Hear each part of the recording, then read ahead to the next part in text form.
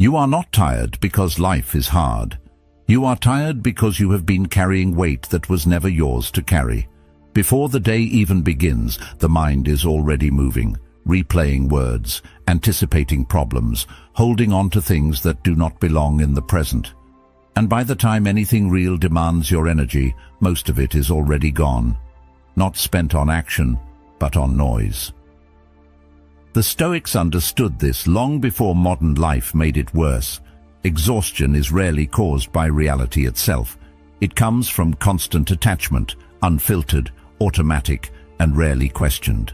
Every opinion, every reaction, every imagined outcome begins to take up space. And over time, that space becomes weight.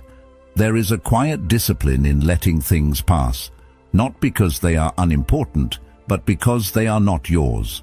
Opinions, outcomes, reactions, expectations, each one pulls your attention away from what you can actually control. Epictetus taught that freedom begins when you separate what is within your power from what is not. Most people live in reverse. They invest energy outward and lose control inward. And that is why life begins to feel heavier than it truly is. You wake up, and before anything happens externally, something has already started internally. A thought appears, quiet, almost unnoticed. Then another follows, and another, until the mind is no longer observing, it is reacting. It begins to replay something that was said. It stretches it, reshapes it, tries to extract meaning that may not even exist. A simple moment becomes layered, then heavy. You imagine what they meant, then what you should have said, then what might happen next. And all of this unfolds before the day has even begun. Nothing real is happening, yet your energy is already being spent as if it were. That is where control is lost. And it rarely feels like loss. It feels like thinking, like processing, like awareness. But there is a difference between awareness and entanglement. One observes, the other absorbs. And once the mind starts absorbing everything it touches, it stops distinguishing between what is real and what is constructed. The body is still, but the mind is already tired, not from effort, but from unnecessary movement. Marcus Aurelius once wrote, "You have power over your mind, not outside events." The idea is simple. Living it is not. Because the mind does not stay contained. It reaches outward, constantly attaching itself to things it cannot control, then reacting to them as if they were immediate problems. When attention is scattered, direction cannot remain stable. This is not philosophical, it is practical. If your focus shifts with every thought, every memory, every imagined outcome, your actions will follow. You start something, then drift. You decide, then hesitate. You move forward, then second guess. It begins to look like a lack of discipline, but it is not discipline, it is uncontrolled attention. And there is a quiet cost to this, not just exhaustion, but erosion. Clarity begins to fade. The mind becomes reactive instead of deliberate. It responds instead of choosing. Entire days pass without anything meaningful being built, not because there was no time, but because there was no sustained focus. Epictetus made this clear. Men are disturbed not by things, but by the views which they take of them. The disturbance does not come from the event. It comes from what you continue to do with it. The comment that lingers, the situation that replays, the imagined scenario that drains you.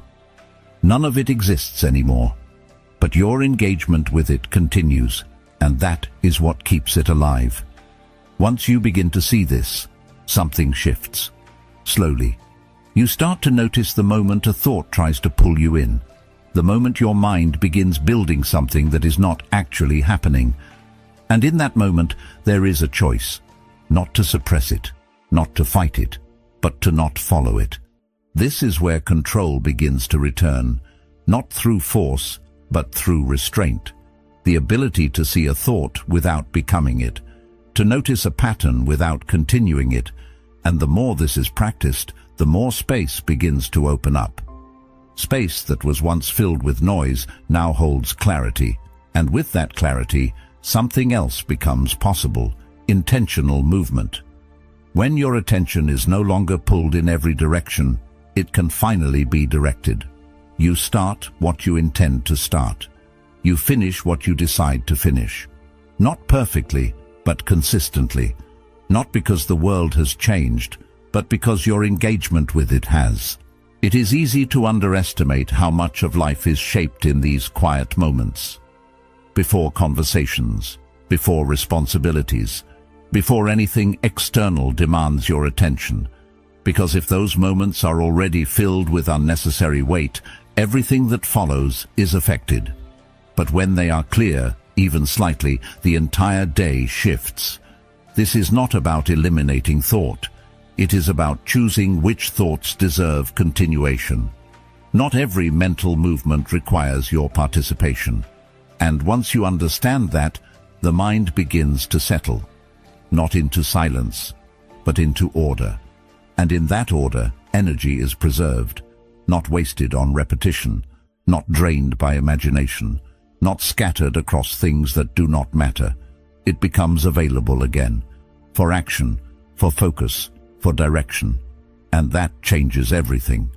If this way of thinking resonates, take a moment to subscribe, not just for more content, but as a decision to keep returning to clarity. Because the more you expose your mind to discipline instead of noise, the more control you begin to build, quietly, steadily, and on your own terms. Because when you begin the day without carrying everything from the past or anticipating everything in the future, you arrive in the present with something rare. Not just awareness, but control. The mind does not arrive in this state by accident.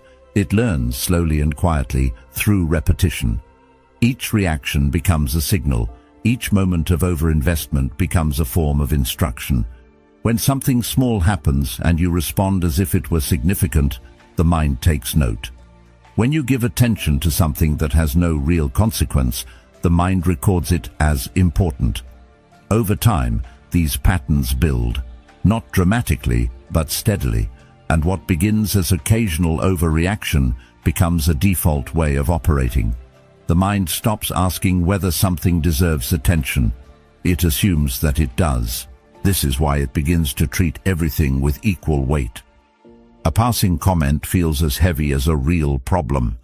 A minor inconvenience lingers as long as a meaningful setback. The scale is lost, and once that scale disappears, clarity follows. Because clarity depends on distinction, it depends on knowing what matters and what does not. Without that, everything blends together into a constant stream of urgency. Not real urgency, but perceived urgency. And the body responds to it the same way, with tension, with focus, with energy that is being pulled in too many directions at once. Seneca once wrote, "We suffer more often in imagination than in reality." That suffering is not always loud. It is not always dramatic. Most of the time it is quiet, subtle. A constant background pressure that never fully goes away. It comes from thinking about what might happen, replaying what already has, or attaching meaning to things that were neutral to begin with. And because it happens internally, it is rarely questioned. It feels like part of the process, part of being thoughtful, part of being aware. But in truth, it is often just noise that has been given too much importance. The mind, left without discipline, does not filter. It collects. It holds on to everything it encounters, especially what carries emotional charge. A look, a tone, a delay, a word choice. Each one becomes material for further thought, and the more it collects, the heavier it becomes. Not because the world is heavy, but because nothing is being released. Everything is stored, revisited, reanalyzed. And this creates a cycle where the past is never truly left behind, and the future is constantly being rehearsed. Carl Jung observed this pattern in a different way when he said, "Until you make the unconscious conscious, it will direct your life, and you will call it fate." That direction often feels invisible. It does not feel like control from within, but like pressure from outside. as if circumstances are shaping your experience, when in reality, it is your internal responses shaping your interpretation of those circumstances. The habit of overvaluing small things, of reacting automatically, of holding on to what should have passed. These are not isolated moments.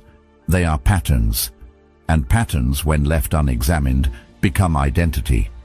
But the shift does not come from forcing the mind into silence. That approach tends to create resistance rather than clarity. The more you try to suppress a thought, the more attention you give it. And attention, even in resistance, still feeds it. This is why Stoic discipline is not about shutting the mind down. It is about guiding it, teaching it what deserves engagement and what does not. Not through rules, but through repeated choice. Each moment offers that choice. A thought appears, and you decide whether to follow it. A reaction begins, and you decide whether to continue it. At first, this feels difficult, almost unnatural, because the habit has been built over time, and habits do not disappear instantly. But they can be interrupted, and each interruption weakens the pattern slightly. Each moment of non-reaction, each decision to not engage with something unnecessary, creates a small shift. Over time, those small shifts accumulate. The mind begins to change its expectations. It no longer assumes that every thought will be followed, every reaction will be completed. It starts to recognize that not everything requires participation, and with that recognition comes a new kind of space, not empty, but open. A space where thoughts can pass without being held, where reactions can arise without being acted on. This is where clarity begins to return. Not because more information is added, but because less interference is present. When the mind is not constantly occupied, it can finally see what is in front of it without distortion. It can assess situations without layering them with unnecessary meaning. It can focus without being pulled away. And that changes how you move through your day. Decisions become simpler, not because they are easy, but because they are no longer weighed down by irrelevant considerations. Actions become more direct, not because there is no hesitation, but because hesitation is no longer fueled by endless mental noise. There is a steadiness that begins to develop, a sense that your attention is no longer being taken from you, but directed by you. It is important to understand that this is not about becoming indifferent. It is not about caring less in a careless way. It is about caring with precision, giving your energy to what actually matters, and refusing to spend it where it does not, because energy, once spent, does not return in the same form. It affects how you think, how you act, how you respond to everything that follows. When everything is treated as important, your energy is spread thin.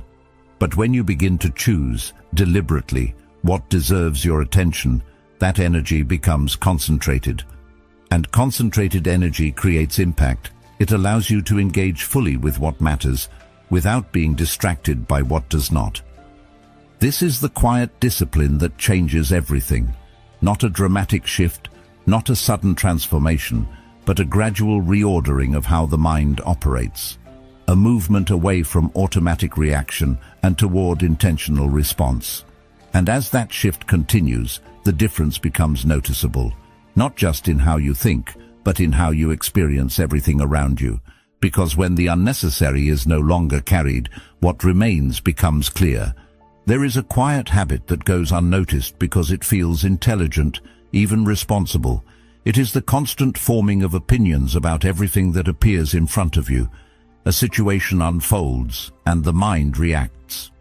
A decision is made by someone else, and the mind evaluates it. A piece of news, a passing comment, a distant event.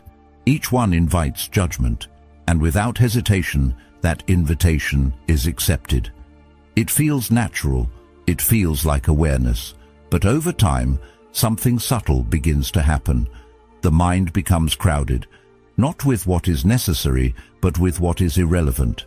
This is where the misunderstanding begins. Many believe that having a stance on everything is a sign of awareness, of engagement with the world. But awareness does not require constant judgment. In fact, excessive judgment often distorts awareness. It adds layers where none are needed. It turns observation into interpretation, and interpretation into attachment. And once attachment forms, the mind is no longer free to move. It becomes anchored to things that have no real connection to its path. Epictetus captured this idea with precision when he said, "If you want to improve, be content to be thought foolish and stupid." There is a quiet strength in that statement. It suggests that not engaging, not reacting, not forming an immediate opinion can appear as a lack of awareness to others. But in reality, it is discipline. It is the ability to resist the pull of unnecessary involvement, to let something pass without needing to define it. And that restraint preserves energy in a way that constant reaction never can. The mind, however, does not default to this restraint. It prefers engagement. It seeks stimulation, interpretation, meaning. It wants to categorize everything it encounters. And in doing so, it creates a continuous stream of internal activity. This is why it feels difficult to step back. Not because it is impossible, but because it goes against a pattern that has been reinforced repeatedly. Each opinion formed, each reaction completed, strengthens the habit. Over time, this habit creates a subtle but constant pressure. Not overwhelming, but persistent. The need to evaluate, to respond, to hold a position. And this pressure consumes energy, not in large bursts, but in small, continuous amounts. The kind that builds into fatigue without a clear source, because the mind is always engaged, always processing, always holding on to something that does not need to be held. Seneca once wrote, "It is not the man who has too little, but the man who craves more that is poor." This applies not only to material things, but to attention itself. The craving to engage with everything, to have an opinion on everything, creates a kind of mental excess, not of resources, but of involvement, and that excess becomes a burden, because the more you take on, the more you must carry. There is a different way of moving through this, not by withdrawing from the world, but by interacting with it differently, by recognizing that not everything requires a response, that some things can be seen without being judged, acknowledged without being analyzed. This is where neutrality begins to take form, not as indifference, but as clarity. The ability to see something as it is, without adding unnecessary meaning to it. Neutrality often gets misunderstood. It is seen as passive, as disengaged, as a lack of care. But in practice, it is one of the most efficient states the mind can operate in, because it allows movement without resistance. It allows observation without attachment. And in that state, attention remains available, not tied up in defending positions or revisiting judgments, but free to focus where it truly matters. This does not mean that opinions disappear entirely. There are moments that require them, situations that demand evaluation, decisions that depend on clear judgment. But the difference lies in selectivity, in choosing when to engage, rather than engaging with everything automatically. And that choice changes the entire experience of thinking. With that clarity, direction becomes easier to maintain, because attention is no longer divided. It is focused, and focused attention leads to consistent action, not perfect, not effortless, but steady. And that steadiness creates progress in a way that scattered effort never can. It becomes clear then that the goal is not to eliminate thought, but to refine it, to reduce the unnecessary, to keep only what serves a purpose. And in doing so, the mind becomes lighter, not empty, but unburdened, capable of moving through situations without being pulled into each one.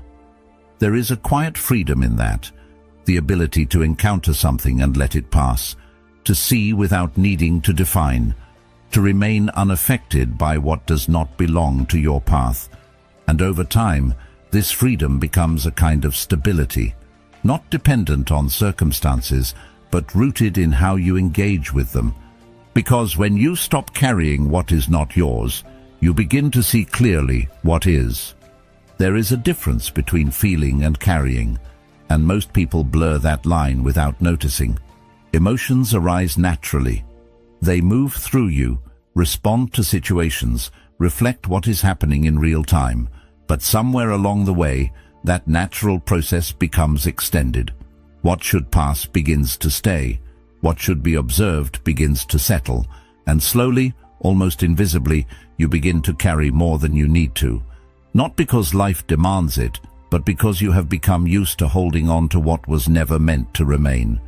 It starts in small ways. Someone is tense, and you absorb that tension. A conversation shifts, and you carry it with you long after it ends.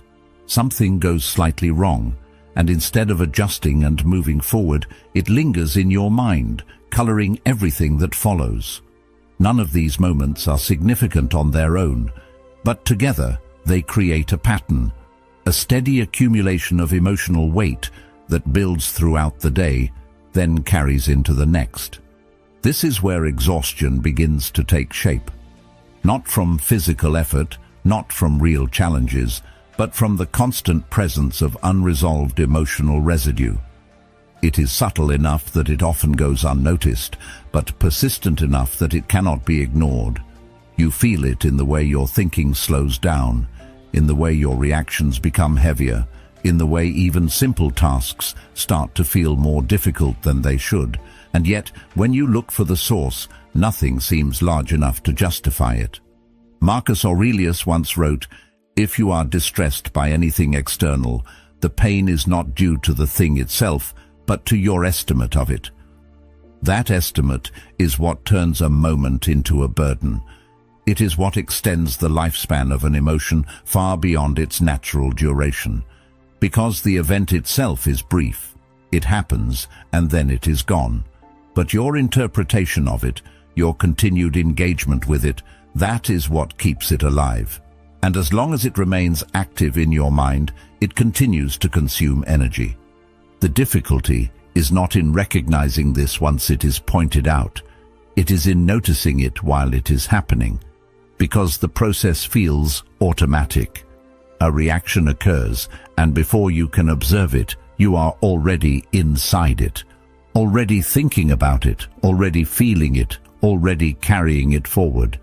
And by the time you become aware of it, it has already taken root.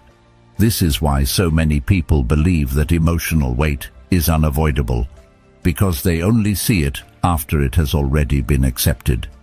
Seneca once observed, "We are more often frightened than hurt, and we suffer more from imagination than from reality." That suffering is not always dramatic. It is often quiet, internal, stretched over time. It is the result of continuing to engage with something that has already passed. And when you begin to see that, you also begin to see where your energy is being spent. The idea is not to become indifferent. That is a misunderstanding that often leads people away from this practice. Indifference suggests a lack of care, a disengagement from experience. But what is being developed here is not indifference, it is selectivity. The ability to feel without holding, to notice without carrying, to respond without extending the response unnecessarily. When you start to apply this, the change is not immediate, but it is noticeable.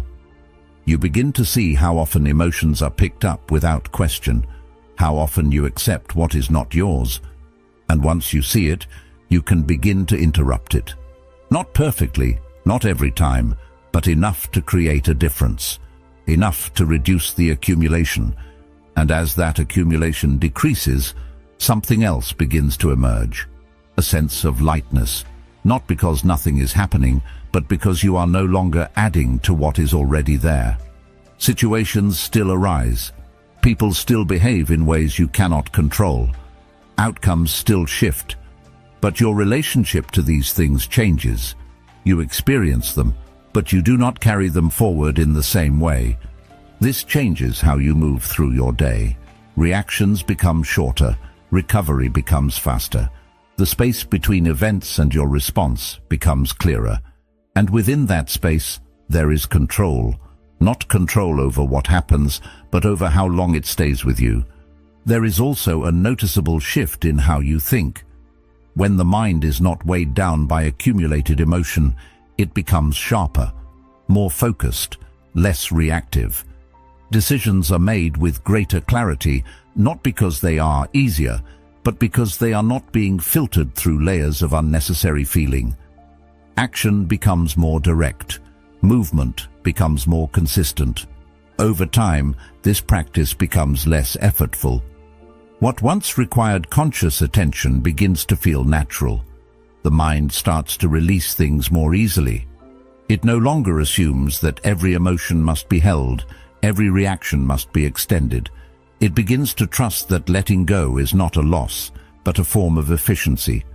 And this efficiency changes everything, because energy that was once spent on carrying is now available for doing, for focusing, for building. The difference is not always visible from the outside, but it is clear internally. There is less friction, less resistance, more flow between thought and action. It becomes clear then that emotional weight is not determined by the world, but by your interaction with it. Not by what happens, but by what you continue to hold. And once you begin to release what is unnecessary, you realize how much of that weight was optional all along. There is a quiet pattern that shapes most days, and it rarely comes from anything significant. It comes from small things. A short comment that lingers longer than it should, a delay that interrupts your rhythm, a minor inconvenience that shifts your mood just enough to affect what follows. None of these moments are large enough to define the day on their own, but they do not exist in isolation. Each one leaves a trace, and those traces begin to accumulate. What starts as a minor disruption becomes a series of interruptions, and those interruptions begin to fragment your focus. At first, it feels manageable. You notice the disruption, you react, and you move on. But the reaction does not always end when the moment passes. It carries forward. It stays in your thinking. It influences your next action. It colors your next interaction. And by the time another small disruption appears, your state has already shifted. Not dramatically, but enough that your response is slightly different, slightly heavier, slightly less focused. And this continues throughout the day. What makes this difficult to recognize is how insignificant each moment seems. None of them appear worthy of attention when viewed alone. But together, they form a pattern that shapes your experience more than any single major event. Because consistency, even in small things, has a compounding effect. And when that consistency is built on reaction rather than intention, it slowly pulls you away from what you were originally doing.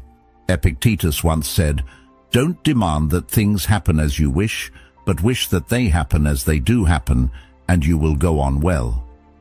There is a kind of stability in that perspective. It does not remove disruption, but it removes the resistance to it. And resistance is what extends the impact of a small event. The delay itself is brief, the comment itself is momentary, but the resistance to it, the internal push against what has already occurred, that is what gives it duration. When you resist, you stay connected to the disruption. You replay it, you analyze it, you respond to it again internally, and in doing so, you keep it active. What could have been a passing moment becomes something that follows you, not because it needs to, but because you have given it continued attention. And attention, once given, tends to sustain whatever it is directed toward. Over time, this pattern creates a noticeable effect. You remain busy, constantly moving, constantly doing something. But at the end of the day, there is a sense that nothing meaningful has progressed.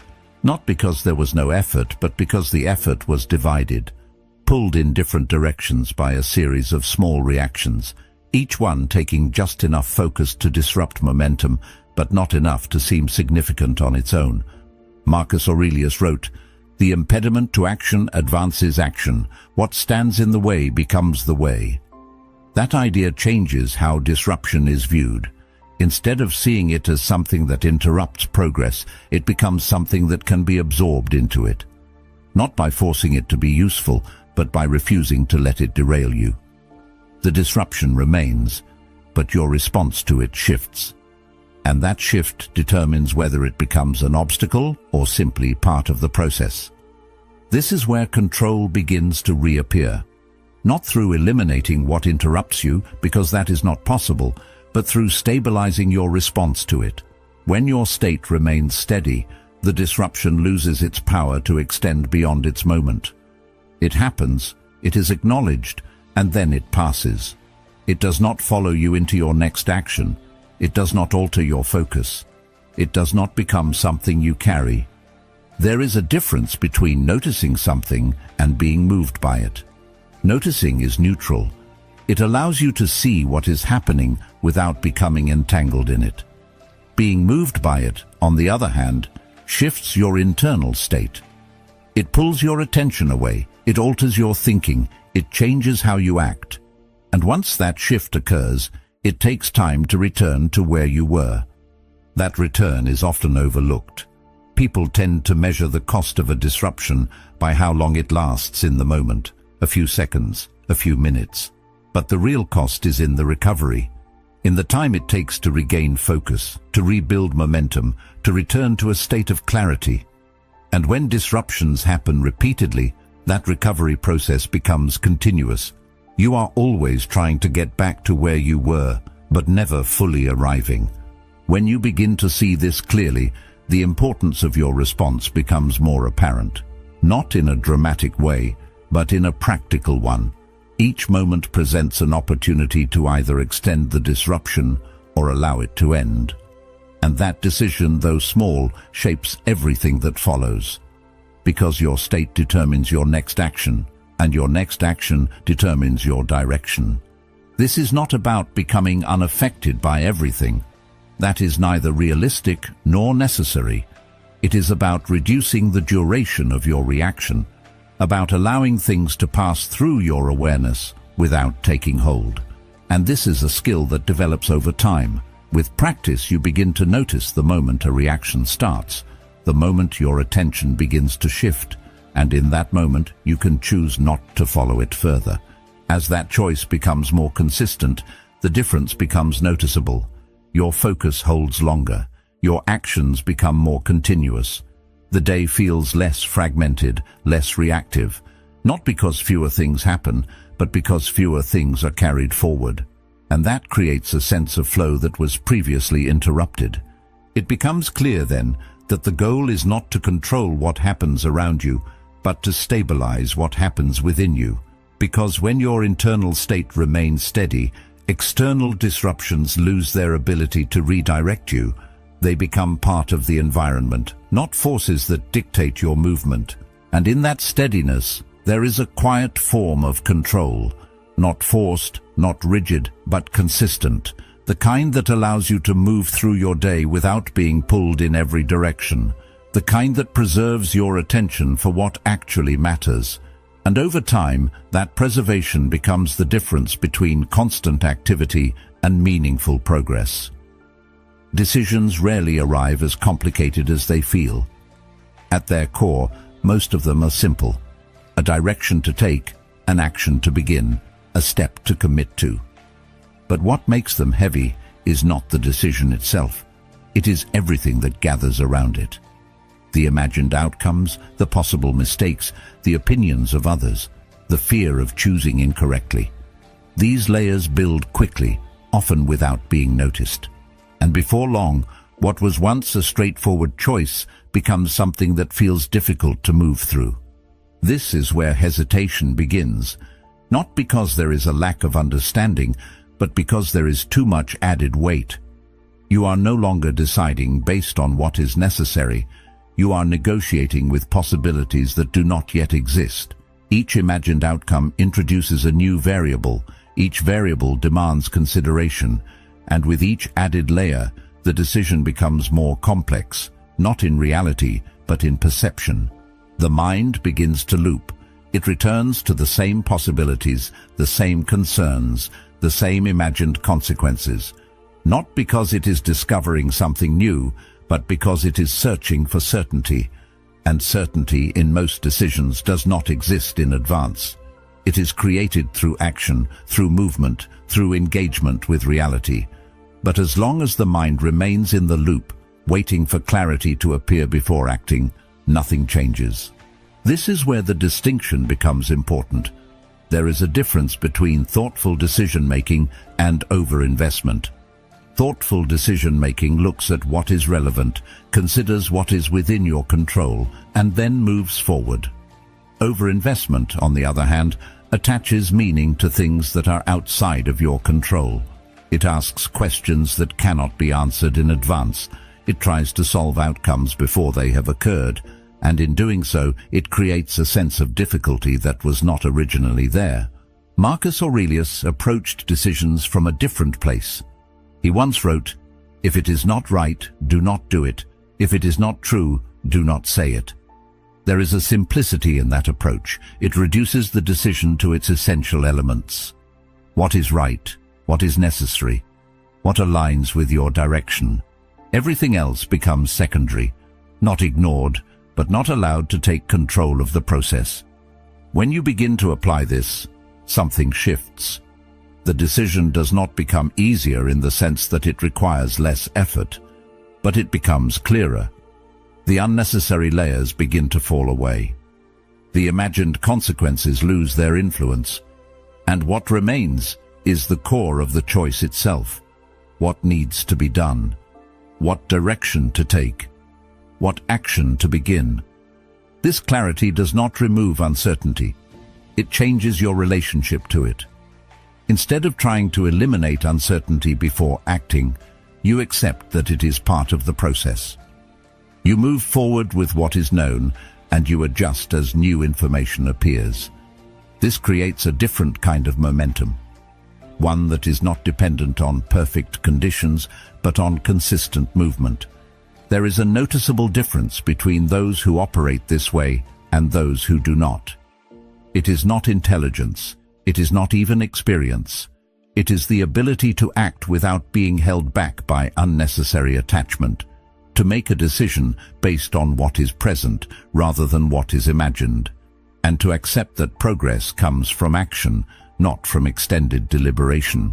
When decisions are approached with this mindset, they begin to lose their weight. Not because they are less important, but because they are no longer burdened by everything that does not belong to them. The process becomes more direct, more focused, more aligned with reality rather than with projection. This also changes how you experience the outcome. When you are not attached to a specific result, you are able to respond to what actually happens rather than reacting to what you hoped would happen. This creates flexibility, the ability to adjust without losing direction, to continue moving without becoming stuck in what did not go as expected. Over time, this way of operating becomes more natural. The mind stops trying to control every possible outcome. It begins to trust the process of action and adjustment, and with that trust comes a sense of ease, not because decisions are no longer important, but because they are no longer overwhelming. There is also a shift in how time is experienced. When you are no longer caught in extended loops of overthinking, decisions are made more quickly. Actions begin sooner. Progress becomes visible, and that visibility reinforces the process. It shows that movement, even imperfect movement, leads somewhere, while hesitation, no matter how well-intentioned, keeps you in place. It becomes clear then that the difficulty of decisions is often self-created, not intentionally, but through habit, through the accumulation of unnecessary considerations, through the attachment to outcomes that cannot be controlled. And once that is recognized, it can be changed. Not all at once and not perfectly, but gradually, one decision at a time, one moment of clarity replacing a moment of hesitation, one action taken instead of postponed. And with each of these shifts, the process becomes lighter, more direct, more aligned with what actually matters. Because in the end, decisions are not meant to be carried, they are meant to be made. There is a point where thinking stops being useful and starts becoming a barrier. It feels productive at first. You go over the situation, consider different angles, weigh the risks, imagine outcomes. It gives the impression of control, of preparation, of intelligence at work. But then something subtle happens. The thinking does not lead to action. It circles. It repeats. It returns to the same questions without producing new answers. And what began as clarity slowly turns into hesitation. This is where overthinking hides in plain sight. It does not feel like avoidance. It feels like effort, like responsibility, like taking things seriously. But the longer it continues, the more it reveals its true nature. Not progress, but delay. Not understanding, but the search for a level of certainty that cannot be reached through thought alone. Because thought by itself has limits. It can explore possibilities, but it cannot confirm them. It can imagine outcomes, but it cannot test them.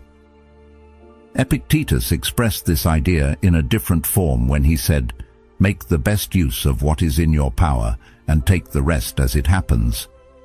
That distinction is often missed. What is in your power is action. What is not in your power is the outcome. But overthinking tries to reverse this. It tries to control the outcome through extended thought, while delaying the only part that can actually move things forward. And in doing so, it creates a sense of being stuck. The loop itself is predictable once you begin to see it clearly. A question arises. What if this goes wrong? The mind responds by analyzing. It considers possibilities, runs through scenarios, tries to anticipate every detail. But because the future is uncertain, the analysis never reaches a final answer. So the mind returns to the question again, hoping that another pass will produce something different. And each time it does, it reinforces the loop. Carl Jung once observed, "Thinking is difficult, that's why most people judge." But there is another side to that difficulty. When thinking becomes too prolonged, it stops being precise. It loses its direction. It becomes less about understanding and more about managing discomfort. The discomfort of uncertainty, of risk, of not knowing how things will unfold. And instead of moving through that discomfort, the mind stays with it, trying to resolve it internally. But resolution does not come from repetition. It comes from engagement with reality, from taking a step, observing the result, and adjusting accordingly. This is what the Stoics understood clearly. That action is not separate from thinking, but a continuation of it. That you do not wait until everything is clear to begin. You begin, and clarity develops through the process. There is a certain fear that keeps the loop active. The fear of making the wrong choice. The fear of regret. The fear of being judged. And these fears attach themselves to the decision, adding weight that does not belong to the action itself. Because most actions in isolation are simple, it is the meaning attached to them that makes them feel heavy. When you begin to separate these elements, something changes.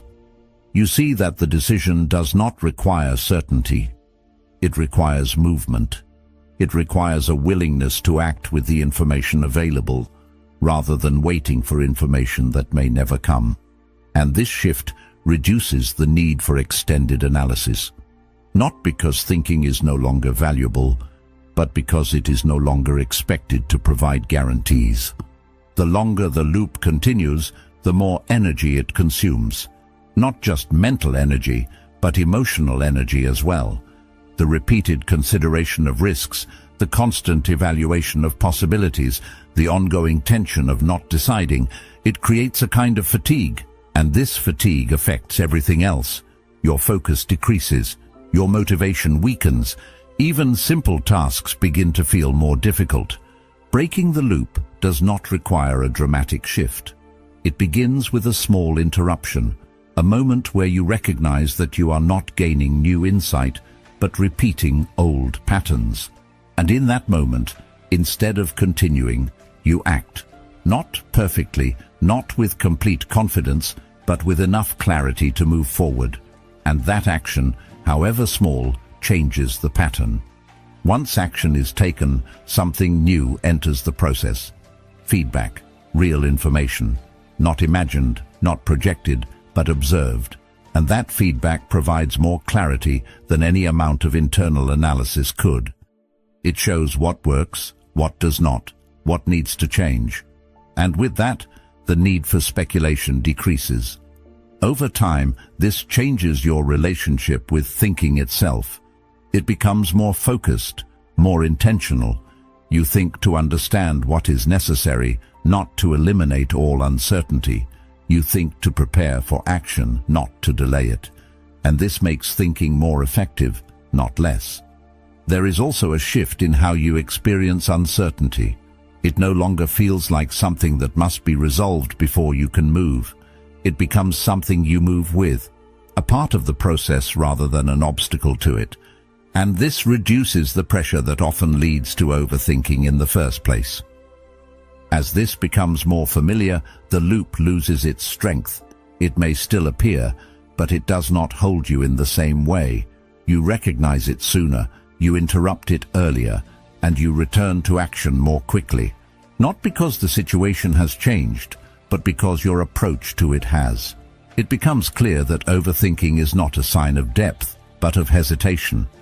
A hesitation that has been extended through repetition. And once that is understood, it can be reduced. Not by forcing the mind to stop, but by giving it a different direction. One that leads outward, into action, rather than inward, into endless loops. Because in the end, clarity is not found by thinking longer, it is found by moving forward. Control was never about the world becoming easier. It was about you becoming steadier. When the noise fades, when the weight drops, when the need for everything to go your way disappears, something powerful remains: clarity. And from that clarity, every step becomes more direct, more intentional, more yours. If this shifted something in you, don't let it end here. There's another video on your screen that will take this even deeper.